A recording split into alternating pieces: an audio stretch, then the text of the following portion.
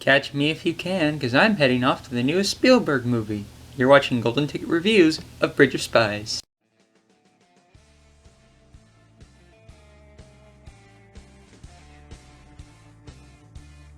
Hey guys, Brandon here. My review of the latest Steven Spielberg movie, Bridge of Spies, which is the latest collaboration between actor Tom Hanks and director Steven Spielberg since 2004's The Terminator. During the Cold War, the Soviet Union captures U.S. pilot Francis Gary Powers after shooting down his U-2 spy plane.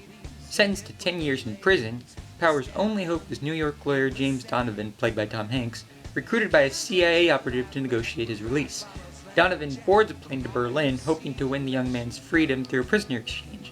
If all goes well, the Russians would get Rudolph Abel, played by Mark Rylance, the convicted spy who Donovan defended in court. Now let's take a look at the ingredients to our recipe, shall we?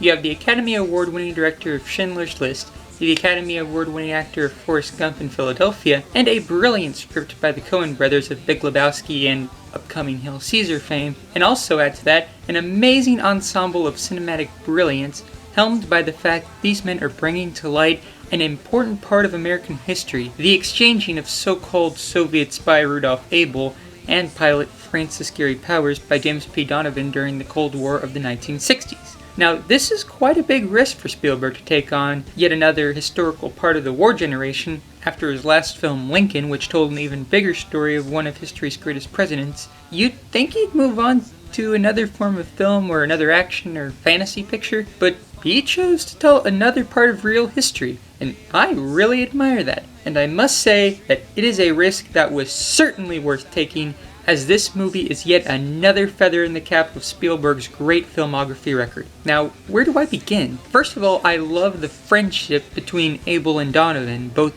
played brilliantly by Tom Hanks and Mark Rylance. On one side, you have a lawyer who's defending a person because it is their job to do so, even though he will most likely be reviled by the American public. You know how people will look at us? The family of a man trying to free a traitor?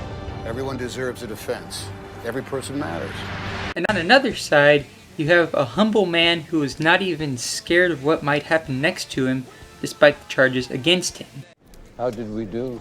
In there? Not too good. Apparently you're not an American citizen. That's true. And according to your boss, you're not a Soviet citizen either. Well, the boss isn't always right, but he's always the boss.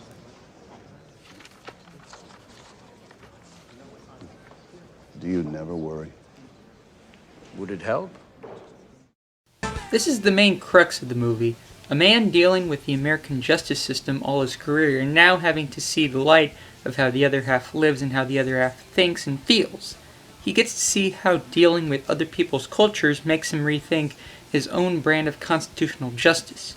Now, the writing here by the Coens and Matt Charman doesn't sugarcoat it, and they tell you the real deal of how things back then, according to filmmakers' research, were done.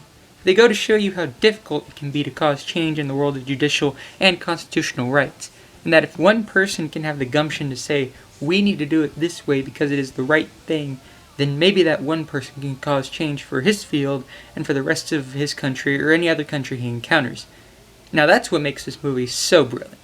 It teaches us that change can and did happen, and that history can still be made, if not for the people you can help out along the way. Bridge of Spies, one of the year's best, from one of filmmaking and acting's best. I am sure it will be a contender come Oscar season, and I hope it is. I give it an A+. See it now if you haven't already. Thanks for watching my review, and I will see you next time for the Peanuts movie review.